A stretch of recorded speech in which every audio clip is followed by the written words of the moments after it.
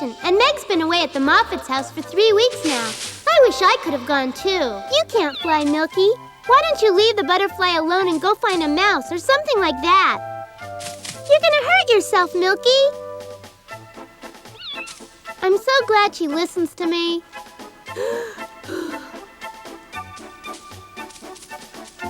She can take care of herself just fine, Amy. I hope you're right. Why do you sound so sad, Amy? I miss Meg. I've been thinking about her all day. Oh, really? Yes, I keep wondering what she's been doing with her free time at the Moffats. I would imagine that she's having a lot of fun. Really?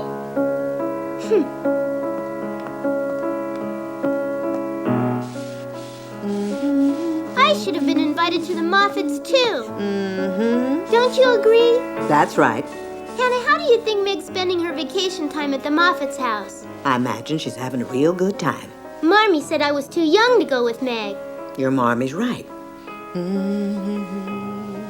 One day I'll be invited to rich people's houses, too.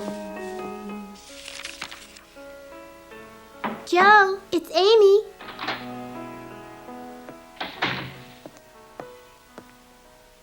What is it, Amy?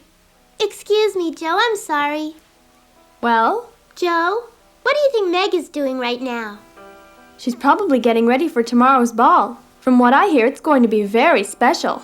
I'm sure she's having a lot of fun, Amy. Golly, how do you know what she's doing all the time? I imagined all of it, and I imagine that I'm right. Oh, Joe, how I wish I was preparing for the ball with her. It sounds so lovely. I don't care for the Moffat family personally. Now, if you have nothing more important to say, please let me work. You make me so angry sometimes.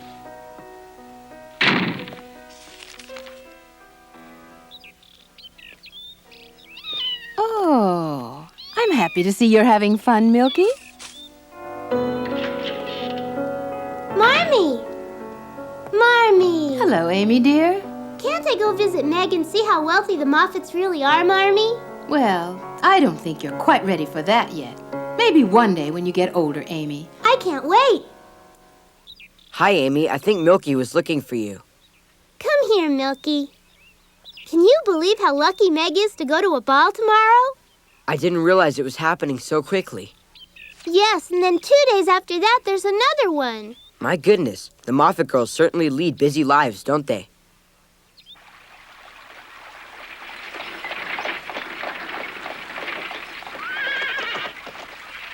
I just know I'm going to meet a wonderful man tonight.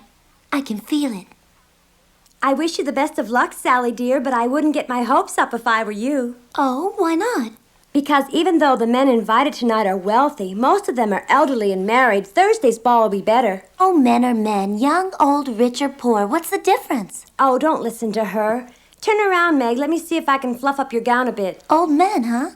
We'll have to be on our best behavior, girls. So as not to offend them. That shouldn't be too difficult now, should it? It will be practice for Thursday. Won't it, Annie? Well? As for myself, I find it easy to dance with a wealthy man of any age.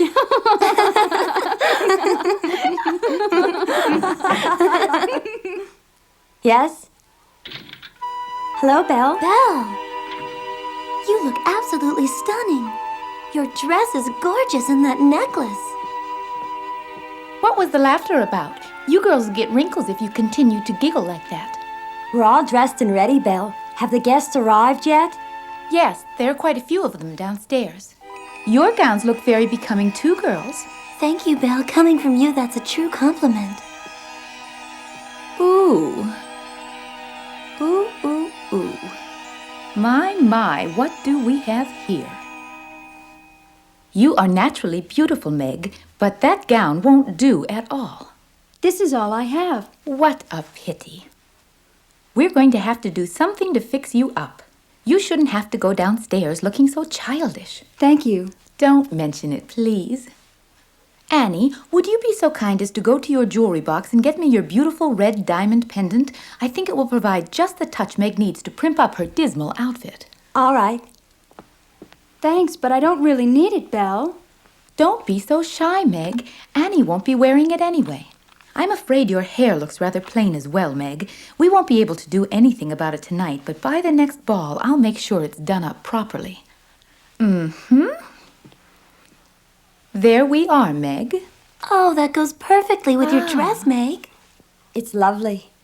Absolutely perfect. You're going to outshine all of us. It's stunning. Whoa! Slow it down there. Whoa! You girls must see the gown I bought for Thursday night. I bought 2 of them and don't know which to wear. Life is so difficult, girls. Oh, I wonder who that is. Yes? Oh, look, girls. If I don't miss my guess, those are flowers. Open it quickly, Annie.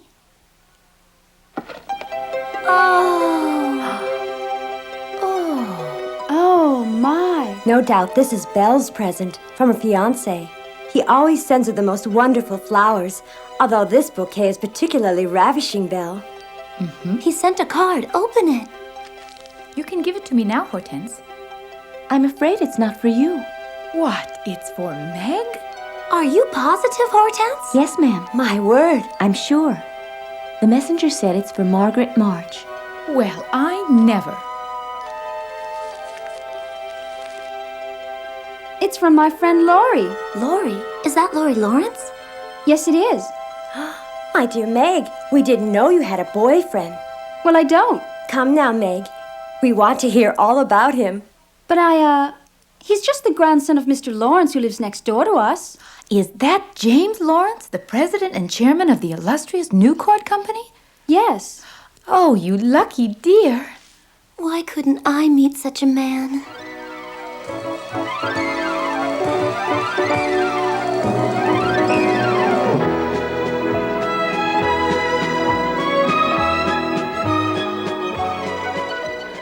Who is that lovely girl dancing with the generals, Sue? Why, that's Margaret March. She's Colonel Friedrich March's girl. Yes, I know of him. I thought it would be nice to invite her here. She happens to know the Lawrence family. Oh, that's very nice. I had no idea. Margaret's family has very little money. Really? It's not like you to let your girls befriend lesser folk. This is an exception. I want my girls to meet Laurie Lawrence.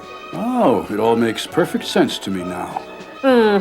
Of course. We mothers must always be concerned about the well-being of our daughters, you know.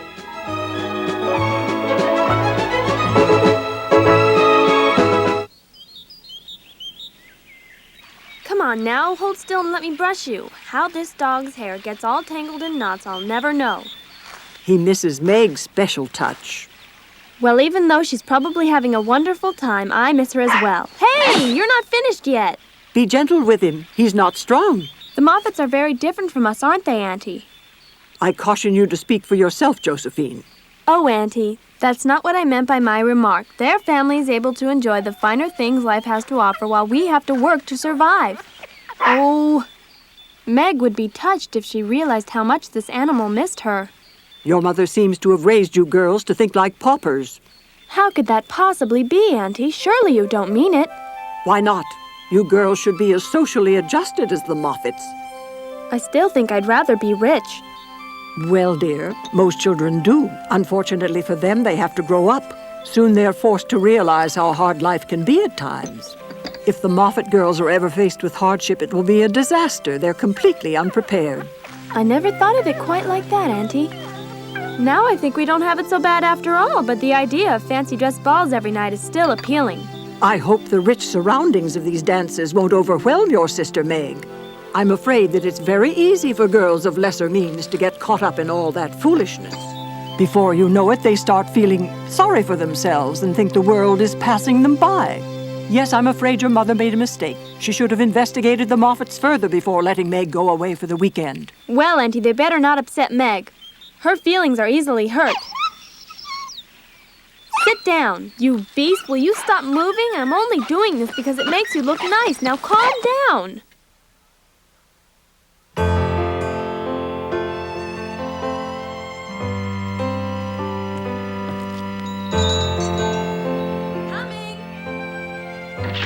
Good evening, Joe. Laurie! Laurie! I received something for your family, Joe. May I come in? Why, certainly. Are you saying you didn't come over just to see me, Laurie? Well, of course I did, Joe. But I also brought something. A letter from Meg. Meg finally took the time to write? Laurie, what a pleasant surprise. Good evening, Mrs. March. What brings you here this evening? I've come to deliver a special letter. Who from? Surprise! A messenger came tonight and brought this letter to Laurie. It's from Meg. Let's open it. I got an invitation from the Moffats and your letter was enclosed. Mrs. Moffat has invited me to attend a fancy dress ball they're having on Thursday night. Oh, really? I wonder why. Well, I don't actually know for sure, Joe. But I think maybe it's because I sent Meg a bouquet of flowers the other day before the first ball. How come I never got a bouquet from you, Laurie? Oh, well, That was very nice of you. Meg really loved them. What did Meg have to say? What you been doing at the Moffats all this time? Did she say anything about a fancy ball, Marmee? Let's let Joe read the letter aloud to all of us, all right? All right. Yes. Come on, Joe. I can't wait to hear it. Speak clearly. Oh. Dear Beth, Amy, Joe, and Marmee, so far my 3 weeks spent at the Moffats' palatial estate has been quite an eye-opener, to say the least. This family is certainly wealthier than anyone I've ever met in my whole life. Every meal is a large affair attended to by many butlers and maids. Believe me when I tell you that our wonderful Christmas dinners at home pale in comparison to these families' daily eating habits. It's all starting to get a bit overwhelming. My first day, we toured the countryside in a lovely carriage. Then, I accompanied the girls on the first of their many shopping trips, and today we just went to our third opera in as many days. I know you're all probably envious of the time I'm having, and much of it has indeed been fun, but spending days like this has made me realize just how little we have. I really never thought of us as being poor before this. Strangely, though, I have begun to realize just how wealthy our loving family really is when compared with the Moffats. I hope you'll give my thanks to Laurie for the wonderful bouquet of flowers he sent. They made me feel like Cinderella. All my love always, Margaret. Gosh, she's having a fairy tale adventure. Oh, I was afraid something like this might happen to Meg if I let her go to Portsmouth. Are you as worried about her as I am, Joe? Come on, admit it, you are. Thanks for bringing this. Are you planning on going to Thursday's ball? Oh, no, I'm not going to the Moffats. I don't like them. But you have to go. No, I don't. Please go, Laurie, just to make sure Meg is all right.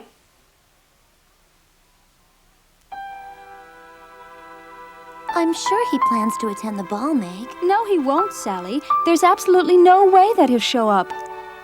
Laurie is quite shy, and he never attends parties with large crowds of society people. You mustn't be so pessimistic, Meg. Maybe I am overreacting a little, but people like Laurie and I, we're not used to these kinds of affairs. We prefer much simpler things. Oh, that's silly. He wouldn't allow that to prevent him from seeing the girl he loves. Oh, you don't understand, Sally. Laurie and I are just good friends. We're not in love. I don't understand why everyone in your family thinks that. He's just a friend. Why would anyone who's just your friend send you that beautiful bouquet of red roses, Meg? He's a young boy and he just wanted to be nice. You know, I bet he will show up. Don't you think so? He might at that. Oh, there you are. Meg, your dress is ready now. Come, let's go into Belle's room. She's waiting for us. But I'd like to wear my dress. Meg, you must come and look inside. Our darling Belle has put together a simply ravishing gown for you to wear tonight. Oh, Meg, won't you please wear the gown and let Belle do your hair for you? It will make us very happy. It will make you look simply gorgeous, Meg. It certainly will. All eyes will focus on you when you suddenly appear on the marble stairs. We all get great pleasure by dressing up our less fortunate friends for these occasions. Please, you must do it, Meg. I simply won't take no for an answer. Oh.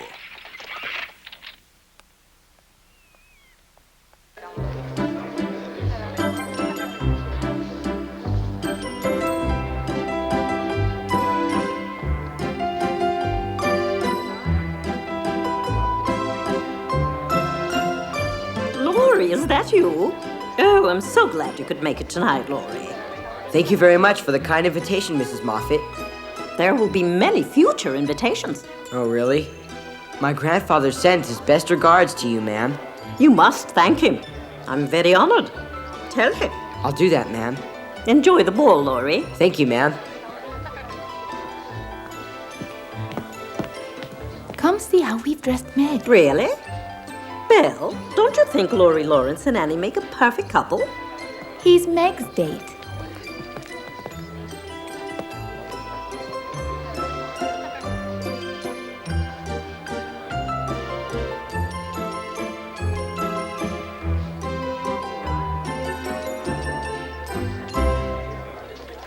Back where I'm from, the catfish, they come this big.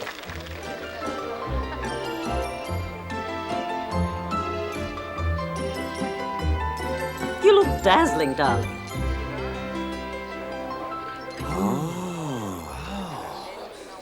Lovely. Indeed.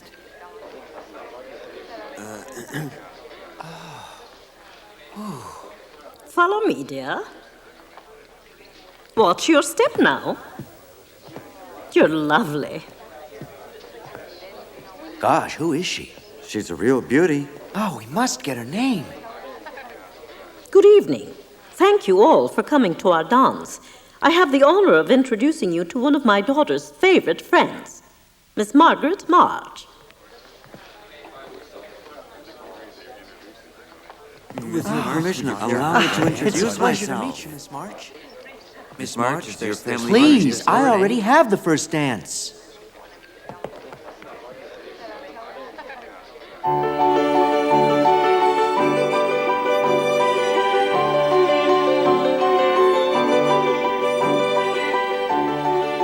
Our lovely Miss March is a wonderful dancer, wouldn't you agree? Oh, yes. Laurie, I'm Sally Gardner. Do you remember? Oh, of course I do. Well, isn't Meg beautiful tonight? Huh?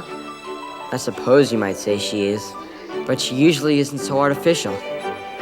Excuse me, Miss March, may I have this next dance, please? Not right now. Never in a million years did I expect to see you here. I know your family asked me to come visit you. Everyone back home is very concerned about you, Meg. And what are you going to tell them, Laurie? I'll tell them that you seem to be extremely happy. And that I barely recognize you in that pretentious evening gown and the sophisticated hairstyle and makeup. What's happened, Meg? They insisted. It's all in fun. But I must admit I'm having a wonderful time being a debutante. It's only for tonight. Can you imagine how horrified Jo would be if she saw me like this? Yes, I certainly can. Do you want to dance? I'm afraid that's impossible. What is it, Laurie? You don't like what I'm wearing? That's right. I just hate it. Don't be so unreasonable. It's not so bad. Just enjoy yourself. I can't enjoy myself, Meg. All the fuss and feathers of these shamelessly wealthy people just don't impress me. You are the most closed-minded person I have ever met.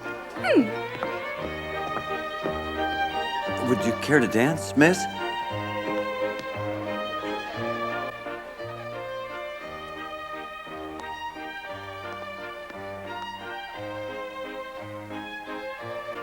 Laurie, Meg actually wanted to wear her own gown to the ball tonight. It's all right. It doesn't really matter, Sally. It's our fault. We dressed her up. We wanted her to be in fashion. My friend Belle thought she would fit in better with our guests. But you're all trying to make her into something she isn't, Sally. Meg was never taken with pretentiousness or an overall concern for wealth like your other guests are. She's different. That's odd. Where did she go, Laurie? I don't see her. This really isn't me, is it? Oh, well.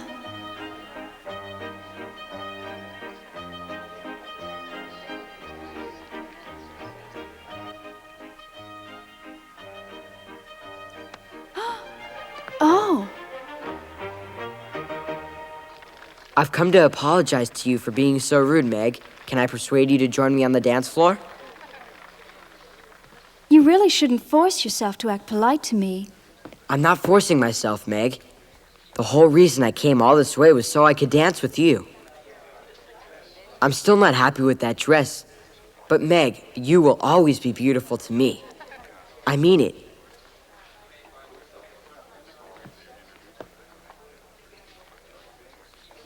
So, now would you care to dance?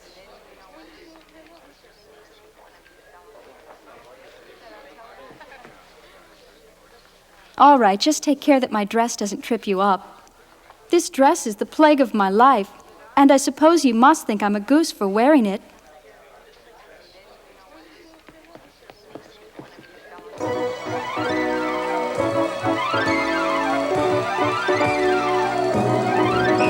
Well, he is quite a bit younger than she is, don't you think?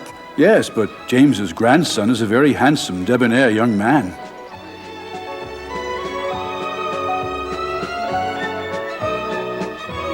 Will you do me a favor?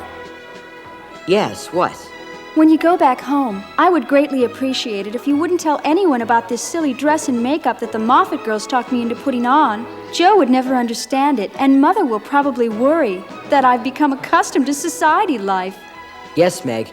I give you my word I won't tell anyone. You can count on that. But what should I say if somebody asks me?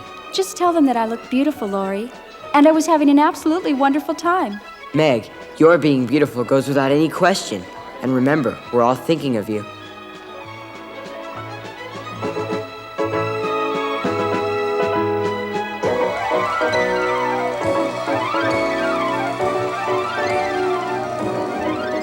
As he promised, Laurie indeed told us that Meg was the most gorgeous woman at the ball.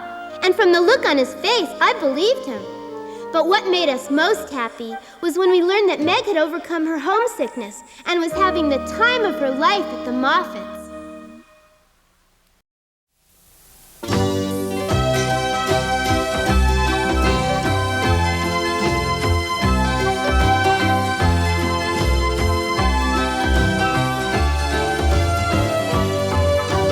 Fortunes of war can change their ways.